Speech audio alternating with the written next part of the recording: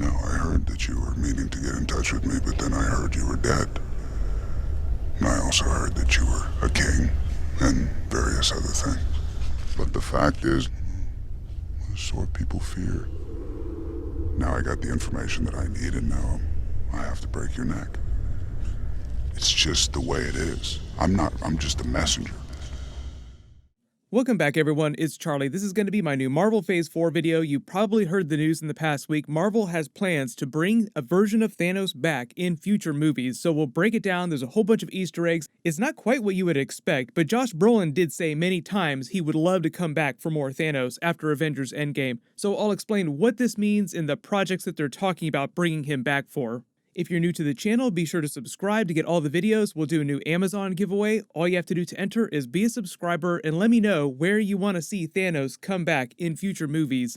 So just starting with number 5, recently you probably saw the report about Thanos coming back. Most people assume that means he's coming back to life, but that's not exactly what's happening. It's not a brand new idea either. Right after Avengers Endgame, the Russos and the writers of Infinity War and Endgame said that they wouldn't bring these versions of Thanos back to life, the ones that died during Endgame. Remember, there were 2 versions of Thanos that the Avengers killed. There was the original version of Thanos after he snapped half the universe with the Infinity Gauntlet on his new garden planet, then he atomized the Infinity Stones to prevent anyone from using them again, and then Thor went for the head, and that was the end of that version of Thanos.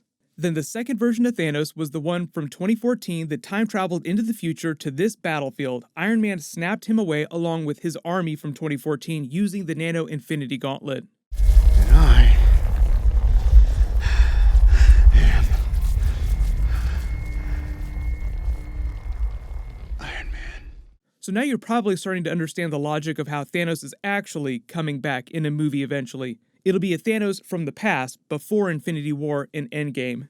Doing movies set in the past, not a brand new idea. That's exactly what they're doing with the Black Widow movie. Black Widow before she died in Avengers Endgame.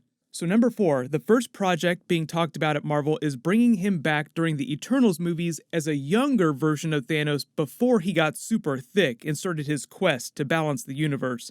And it wouldn't be the first Eternals movie, he's not going to show up during that, but during the sequels. This is what teenage Thanos looks like on the planet Titan with his family. They created this when they were developing Infinity War for some scenes that never saw the light of day. The reason they'd use him in an Eternals movie sequel is because Thanos is an Eternal. Technically he's a deviant, but they're almost the same thing. Deviants are just what they call the Eternals who are born with genetic abnormalities that make them look different. Sometimes they look like monsters, sometimes it's just as simple as Thanos having different color skin than the rest of his biological family. This is what his family looks like in the comics. The concept art that they created for Avengers Infinity War when they were constructing the portions of the movie on Titan for the big Titan battle, the writer said that they wrote a whole bunch of extra backstory as part of Thanos' flashback scene with the Reality Stone. So when he's standing here telling Doctor Strange about what happened to Titan and how his quest to balance the universe quote-unquote started, in the theatrical cut he just waves his hand and they show you some backgrounds of pre-destruction Titan. Based on what the writer said in the concept art, in the longer version of this, it sounded like they would have just shown you young Thanos scenes with his whole family in a couple of flashback scenes while the old Thanos is narrating. So number 3, Thanos' father's name is Alars, as Red Skull told us on Vormir. He was actually a full-blown Eternal born on planet Earth. So technically, Thanos actually shares a lot of genetic similarities with all the Avengers. Let that sink in for a minute. Eternals are basically just humans that have been genetically altered by the Celestials, and most of humanity just descends from all those original Eternals. They don't really address that during Avengers Infinity War and Avengers Endgame, but that's because they were doing the Eternals movies, so they'll get into a lot of that backstory when we see that movie. Thanos' father eventually left Earth after a couple civil wars with the Eternals and the Deviants, and eventually helped colonize the planet Titan, started a family with Thanos' mother, then a little while later, Thanos was born with the genetic abnormality marking him as a deviant. The Thanos comic book gets into the circumstances of his birth way more, the bad omens, his mother being driven kind of mad, and they adhere a little more closely to his previous comic book canon with the cosmic entity Death and his relationship. They didn't really do that with the MCU movies, so I'm not expecting a ton of that in the movies though. In the Eternals sequels, the idea would be that they just show some sort of young Thanos being born and the Eternals colonizing Titan to tie everything back to the Infinity Saga of movies, which Marvel movies love to do. Big payoffs years later that help connect the new movies to the older movies. There's also a whole history of young Thanos flying around the galaxy with his crew before he knew about the Infinity Stones, balancing the planets one by one. We got a little bit of that during Infinity War. This is Thanos before he acquired any of the Infinity Stones when he took Gamora's planet. Perfectly balanced. This whole thing should be. And after Endgame, I did get a lot of questions about the Infinity Stones and Thanos. If he destroyed the Infinity Stones in present day, then how does time continue to operate in the normal way? Because of that whole explainer that the Ancient One gave to the Hulk, the Infinity Stones create the normal flow of time as we experience it.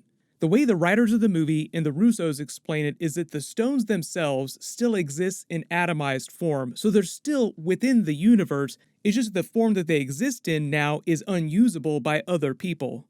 Number 2, the other big project that they're talking about bringing Thanos back for is to set up a Nova movie origin story for Richard Rider Nova. There was an entire deleted subplot from Avengers Infinity War and Avengers Endgame featuring an origin story and a story arc for the Nova character. Originally, the writers said what happened is that during Infinity War, the movie actually opened with a huge action scene of Thanos destroying Xandar and the Nova Corps using the Power Stone. Richard Rider was going to be the sole survivor, and that was going to be the beginning of his origin story as the Nova character from the comics. They haven't really explained the Nova Force in the movies yet, the cosmic Nova energy, but that's the power that the Nova Corps wields. They use it to power all their weapons in their never-ending wars with the Kree and the Skrulls. But after the Nova Corps was destroyed by Thanos on Xandar, all the power goes to Richard Rider and he gets his cosmic level power up. And it was going to be a similar revenge arc like Thor during Infinity War when he goes to get Stormbreaker. Nova himself wouldn't have had a ton of scenes during Infinity War after that, but he would have come back at the end of Avengers Endgame during the big final battle. So when you see everyone portaling in here, he would have come flying in during the 10th inning and kicked a bunch of ass. Remember the joke that the Russos had about the deleted scene, quote-unquote, from Avengers Endgame with Nova? Macho Man, Russo brothers, how do you guys not have any Nova Corps member in a fight against Thanos? Love the movie, but just boggles my mind. Didn't even have to be Richard Rider. I look closely at that scene again, and you will see. There are thousands of people. Yeah, you will see Richard Rider in the background of a shot. Easter egg.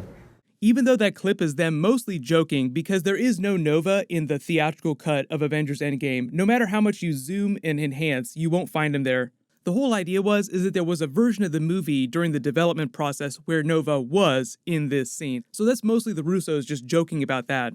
Presumably after this version of the movie where he did show up, he would have just gone on to another space-based movie in the future, wherever Marvel wanted to use him next. Kevin Feige has said in the past that they've discussed doing a Nova movie in more space-based movies, but there's no official date on that yet. Part of the reason for that Spider-Man Far From Home post-credits scene, though, with Nick Fury is to let you know that the Avengers-level threats will be coming from outer space soon. So they're just confirming more space-based movies in Marvel Phase 4, Marvel Phase 5, and beyond that. Then number 1, the other movies and stories I'd love to see them bring Thanos back for are actually a supernatural story now that Doctor Strange Multiverse of Madness is getting super crazy with alternate realities and darker, weirder characters are coming, like Moon Knight, Blade, Ghost Rider, Mephisto. I'd love to see them bring a version of Thanos back as dead Thanos in the MCU version of Hell, just being tormented by Mephisto in chains. Not a really big scene, just him in the background being tormented because he's still dead. Or they do a really weird Marvel What If episode featuring the cosmic version of Ghost Rider in a subplot from the more recent comics with tiny baby Thanos. If you haven't read any of those recent comics, Donny Cates' Cosmic Ghost Rider is probably one of my new favorite versions of the character. He's a distant future version of the Frank Castle Punisher who's bonded with the spirit of vengeance. Remember the scene from Avengers Endgame where War Machine is like, why don't we just time travel into the past and kill tiny baby Thanos? Wouldn't that solve all our problems? Well, in this version of the Ghost Rider story, Frank Castle Ghost Rider actually tries to do that. As you would expect, it goes terribly, and he can't bring himself to kill a child. Frank Castle, Cosmic Ghost Rider, decides he's going to raise Thanos to be good instead of being evil, but it goes so wrong because he's such a terrible father that he winds up raising Thanos to accidentally take the mantle of the Punisher, and he becomes Punisher Thanos, an even worse version of Thanos than they had before. So that's a little bit more of a comedic WTF spin, which is why I say it'd probably work better as an animated Marvel What If episode. But let me know in the comments, what version of Thanos do you want to see come back in a new movie? Congratulations, Last Panda. You're the giveaway winner from my last big Marvel video. Please email me on the About page of my channel so I can get your contact details. Everyone, click here for my brand new Venom 2, Spider-Man 3, and Morbius video, and click here to learn all about the new Batman TV show that HBO is going to be doing soon. Thank you so much for watching. Everyone stay safe. I'll see you guys tonight.